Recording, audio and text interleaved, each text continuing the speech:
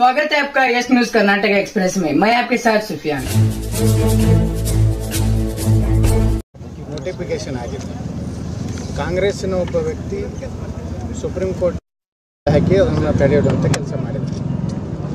ಕಾಂಗ್ರೆಸ್ನಲ್ಲಿರುವಂಥ ಶಾಸಕರು ಕಾಶ್ಯಪ್ನವ್ರು ಹಿಡಿದು ಎಲ್ಲರೂ ಏನು ಹೇಳಿದ್ರು, ನಾವು 2A ಬೇಕು ಅಂತ ಹೇಳಿದ್ರು.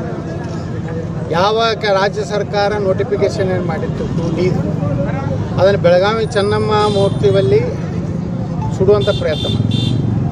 ಈಗ ಅದೇ ಕಾಶ್ಯಪ್ನವ್ರ ಸರ್ಕಾರ ಬಂದಿದೆ, ಈಗ ಮಾಡಿಕೊಳ್ಳಿ 2A ಯಾಕೆ ನಾವು ಒತ್ತಾಯ ಮಾಡಲಿಲ್ಲ ಅಂದ್ರೆ ಅವಾಗ ಅಲ್ಲಿ 104 ಜಾತಿ ಇವೆ. ಕುರುಬ ಸಮಾಜ ಇದೆ, ಗಾಣಿಗ, ಅನೇಕ ಸಮುದಾಯಗಳದ.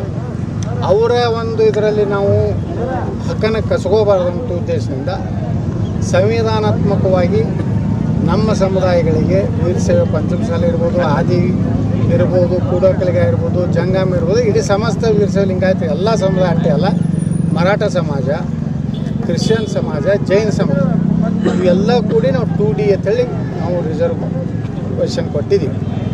2Aದಲ್ಲಿ ಏನು ಸೌಲಭ್ಯದೋ ಎಲ್ಲನೂ 2Dಗೂ ಕೊಡುವಂಥದ್ದು. ಒಂದು 2C ಒಕ್ಕಲಿಗರಿಗೆ, ಒಂದು 2D ಲಿಂಗಾಯತರಿಗೆ, ಮರಾಠರು, ಜೈನರು, ಕ್ರಿಶ್ಚಿಯನ್. ಅದನ್ನು ಇವತ್ತಿನ ಸರ್ಕಾರ ಸಿದ್ದರಾಮಯ್ಯನವರು ಮನೆ ಬೆಳಗಾವಿ ಅಧಿವೇಶನದಲ್ಲಿ ಏನು ಹೇಳಿದ್ರು, ಈ ಅಧಿವೇಶನ ಮುಗಿದ ತಕ್ಷಣ ನಾನು ಬೆಂಗಳೂರಿಗೆ ಹೋಗ್ತೀನಿ, ಆ ಒಂದು ಶಾಶ್ವತ ಹಿಂದುಳಿದ ಆಯೋಗದ ಅಧ್ಯಕ್ಷನ ಕರೆಸಿ ಮಾತಾಡಿ ನಾನು ನ್ಯಾಯ ಕೊಡ್ತೀನಿ ಅಂತ ಮತ್ತೆ ಹೇಳಿದ್ರು. ಬೆಳಗಾವಿ ಅಧಿವೇಶನ ಮುಗೀತು, ಮೊನ್ನೆ ಬೆಂಗಳೂರು ಅಧಿವೇಶನ ಮುಗೀತು. ಅದರ ನಂತರ ಸಹ ಇನ್ನೂವರೆಗೆ ಸಿದ್ದರಾಮಯ್ಯನವರು ಕರೆದು ಯಾವುದೇ ಸೂಕ್ತ ನಮ್ಮ ಏನೊಂದು ಹೋರಾಟಕ್ಕೆ ಅವರು ಯಾವುದೇ ರೀತಿಯ ಒಂದು ಭರವಸೆಯನ್ನು ಈಡೇರಿಸುವಂಥ ಕೆಲಸ ಮಾಡಿಲ್ಲ.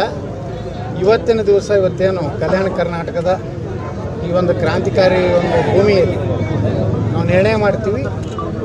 ಈ ಕಾಂಗ್ರೆಸ್ಸಿಗೆ ಒಂದು ವಾರದೊಳಗಾಗಿ ನಮ್ಮ ಘೋಷಣೆ ಮಾಡೋದಿದ್ರೆ ಲೋಕಸಭಾ ಚುನಾವಣೆ ನಾವು ಬುದ್ಧಿ ಕಲಿಸ್ತೀವಿ. ಹಿಂದೂ ಪರ ಅಜೆಂಡಾ ಹಿಡಿದಂಥ ಪ್ರತಾಪ್ ಸಿಂಹ ಆಗಿರ್ಬೋದು, ಶೋಭಾ ಕರಂದ್ಲಾಜೆ ಅವ್ರದ್ದೇ ಒಂದು ಟಿಕೆಟ್ಗಳು ಡೌಟ್ ಅಂತ ಇದ್ದಾರೆ. ಈಗ ಅವ್ರು ಅದರಲ್ಲ ಪೂಜ್ಯ ತಂದೆ ಮತ್ತು ಪೂಜ್ಯ ತಂದೆಯ ಮಗ, ಅವ್ರ ಜೀವನನೇ ಇದೇ ಮಾಡ್ಯಾರ. ಅವ್ರ ಅಪ್ಪ ಮಕ್ಕಳು ಬರೇ BJP ಅಭ್ಯರ್ಥಿಗಳು ಸೋಲಿಸ್ಬೇಕು, ನನಗೆ ಸೋಲಿಸಲಿಕ್ಕೆ ವಿಜೇಂದ್ರ ರೊಕ್ಕ ಕೊಟ್ಟು ಕಳಿಸಿದ್ದ. ಅವ್ರ ದಂಧ ಅದು ಐತಿ. ಒಟ್ಟೆ ಅವ್ರ ಅಪ್ಪ ಅಲ್ಲಿ ರಾಘವೇಂದ್ರ ಕೇಂದ್ರ ಕ್ಯಾಬಿನೆಟ್ ಮಂತ್ರಿ ಆಗ್ಬೋದು, ಸಣ್ಣ ಮಗ ಮುಖ್ಯಮಂತ್ರಿ ಆಗ್ಬೋದು, ಇನ್ನೂ ಮನೆಗೆ ಚಳ್ಳಿ ಮಿಳ್ಳಿ ಅದಾವೆ, ಅವೆಲ್ಲ ರಾಜ್ಯಸಭಾ ವಿಧಾನ ಪರಿಷತ್ ಆಗ್ಬೋದು, ಬೆಕ್ಕನಾಯಿ JDP ಮೆಂಬರ್ ಆಗ್ಬೋದು. ಇದು ಯಡಿಯೂರಪ್ಪನ ಕೊನೆಯ ಕನಸು. ಯಡಿಯೂರಪ್ಪ ಎಂದೂ ಲಿಂಗಾಯತರಿಗೆ ಏನೇನು ಉದ್ಧಾರ ಮಾಡಿಲ್ಲ, ಕುಟುಂಬ ಉದ್ಧಾರ ಮಾಡ್ಕೊಂಡಿಲ್ಲ. ಯಡಿಯೂರಪ್ಪನೇ ಲಿಂಗಾಯತಲ್ಲ ಅಲ್ವಾ, ಒಂದು 3-4 ಸ್ವಾಮಿಗಳು ಹಿಡ್ದಾನ, ಅವಕ್ಕೆ ರೊಕ್ಕ ಕೊಡ್ತಾನೆ, ಅವ್ನ ಪರವಾಗಿ ಅವರು ಸ್ವಾಮಿಗಳು ಆಶೀರ್ವಾದ ಕೊಟ್ಕೊತ ಕೂತಾರೆ. ಈಗಾದರೆ ಪಾರ್ಟಿ ಚುನಾವಣೆ ಮುಗಿದ ಮ್ಯಾಗೆ ಇವ್ರು ಯಡಿಯೂರಪ್ಪನವ್ರ ಬಂಡವಾಳ ಬಿಸ್ತಿಲ್ಲ ಮತ್ತೆ delta learn online spoken English classes लाया है आपके लिए सुनहरा मौका।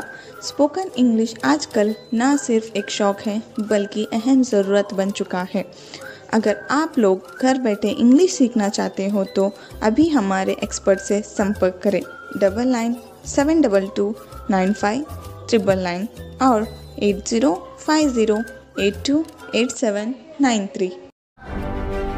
ಯಾವುದೇ ಹೊಸ ಸುದ್ದಿಯನ್ನ ನೋಡಲು ನಮ್ಮ ಎಸ್ ನ್ಯೂಸ್ ಕರ್ನಾಟಕ ಎಕ್ಸ್ಪ್ರೆಸ್ ನ ನೋಡ್ತಾ ಇರಿ. ಹಾಗೆ ನಮ್ಮ ಚಾನೆಲ್ ನ ಸಬ್ಸ್ಕ್ರೈಬ್ ಮಾಡಿ, ಬಾಜು ಇರುವ ಬೆಲ್ ಐಕಾನ್ ಅನ್ನ ಕ್ಲಿಕ್ ಮಾಡಿ. ಹಾಗೆ ನಮ್ಮ ಚಾನೆಲ್ ನ ಲೈಕ್ ಮಾಡಿ, ಶೇರ್ ಮಾಡಿ. ನಮ್ಮ ನಡೆ ಸತ್ಯದ ಕಡೆ.